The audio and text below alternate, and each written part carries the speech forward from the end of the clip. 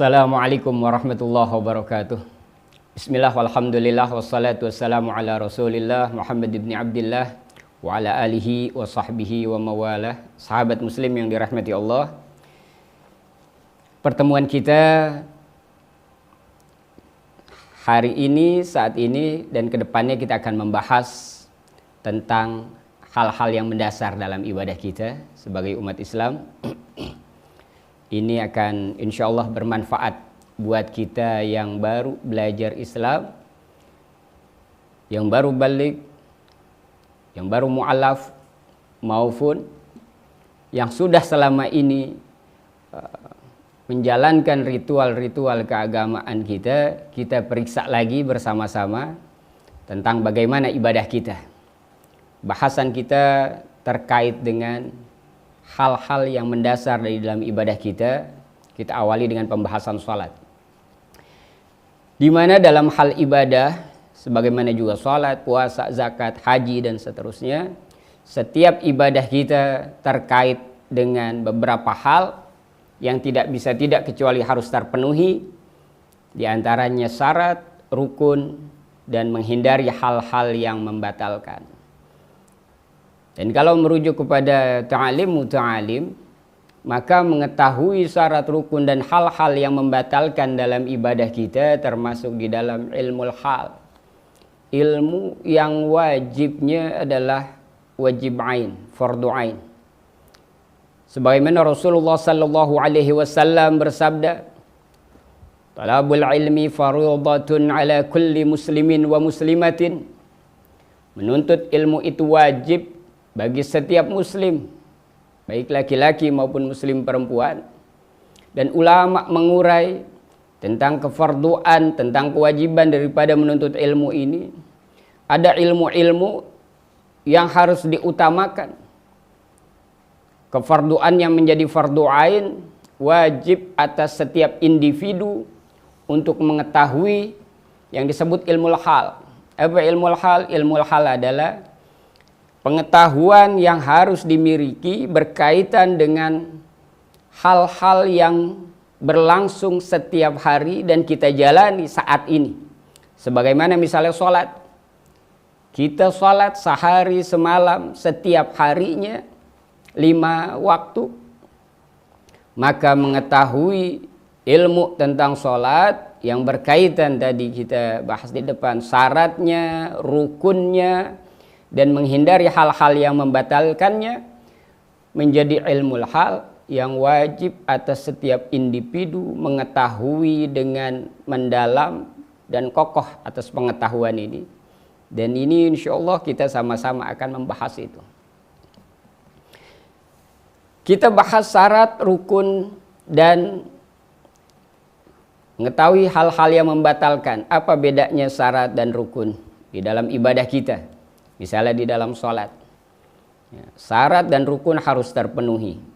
Perbedaan syarat dengan rukun, bahwa syarat adalah harus terpenuhi semua yang menjadi syarat sebelum didirikannya sholat. Kita tahu bahwa sholat itu diawali dengan takbiratul ihram, dengan ada niat di situ, dan kemudian ditutup dengan salam. Maka yang disebut syarat harus sudah terpenuhi sebelum dimulainya takbiratul ihram di dalam sholat kita. Sementara rukun adalah hal-hal yang harus terpenuhi dengan seluruh syaratnya dalam rukun tersebut di dalam sholat sepanjang mulai dari takbiratul ihram bersamaan niat di situ hingga ditutup sholat tersebut dengan salam. Rukun ada di dalamnya. Dan nanti rukun akan dibagi 3, ada rukun fi'liyah, ada rukun qauliyah, dan ada rukun qalbiyah. Akan sampai pembahasan kita ke sana. Dan kemudian yang ketiga adalah menghindari hal-hal yang membatalkan di dalam ibadah kita. Misalnya di dalam sholat, kita hindari hal-hal yang membatalkan sholat. Penting juga bagi kita untuk benar-benar mengetahui dan meneliti lagi hal-hal yang membatalkan sholat kita, yang barangkali kita sama-sama tahu. Misalnya satu hal, bahwa kita buang angin, kentut, membatalkan sholat. Tapi berapa banyak kita juga lolos dalam hal-hal lainnya. Ya. Terbukanya aurat di dalam sholat kita. Banyak di antara kita yang kita luput dari hal tersebut. Misalnya ketika kita sholat menggunakan kaos, ya, dengan celana jeans, ketika kita ruku, ketika kita sujud, kemudian pinggang kita, antara pantat dan pinggang kita terbuka karena kaosnya naik dan celananya turun, sehingga terbukanya aurat kita. Nah, ini membatalkan sholat. Dan sehingga ketika terjadi sesuatu hal yang membatalkan sholat kita di tengah sholat kita sia-sia. Ketika syarat tidak terpenuhi, ya, maka juga sholat sia-sia. Ketika rukun tidak terpenuhi sebagaimana mestinya, sholat juga sia-sia. Ini kita sama-sama memperbaiki seluruhnya daripada ibadah kita. Kita sama-sama muhasabah diri mengenai hal ibadah kita. Maka dalam kesempatan ini dan terus ke depan kita akan urai semuanya.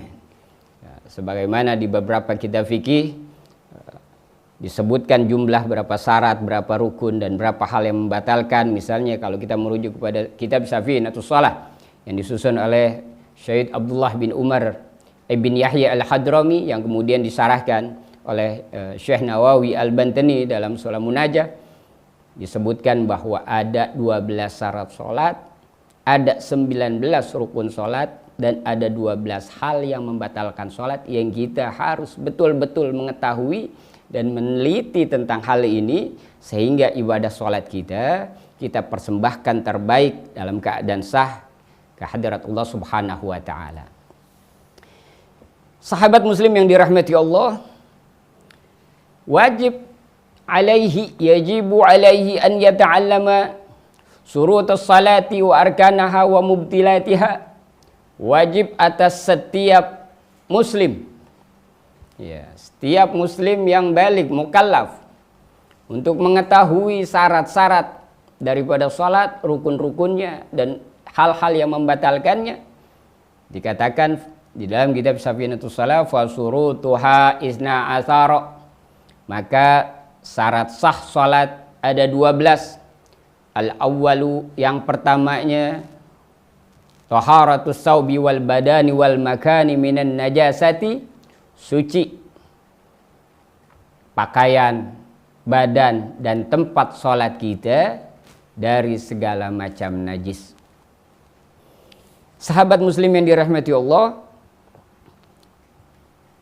akan kita bahas lebih jauh mengenai najis ini, ya, insya Allah dalam rangkaian pertemuan kita yang insya Allah akan berlanjut. Kita akan urai semuanya sampai terbahas daripada syarat-syarat yang 12, rukun yang 19, dan hal-hal yang membatalkan yang 12.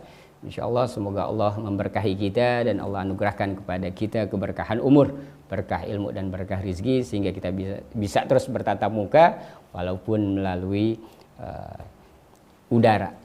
Alafu minkum billahi taufiq wal hidayah. Allahumma wafiq ila aqwamit thariq.